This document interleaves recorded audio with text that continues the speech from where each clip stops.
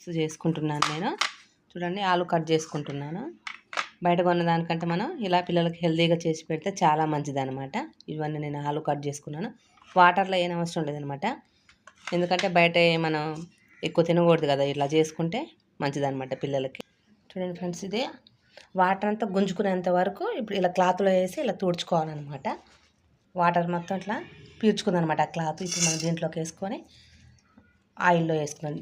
Oil మనం వేడి చేసుకుందాం. చూడండి నేను ఆయిల్ వేడి చేసుకుంటున్నాను. చాలా వేడిగా ఉండాలి.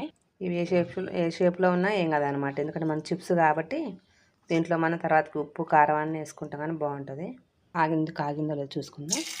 చూడైంది బాగా, ఇలా వేసుకుందాం. చూడు ఇలా అయిపోయిన తర్వాత మనం మొత్తం తీసుకుందాం బయటికి. చిప్స్ అనమాట మనకి. ఇవి చల్లారిన తర్వాత ఉప్పు కారం వేసుకుందాం. కారం ఉప్పు.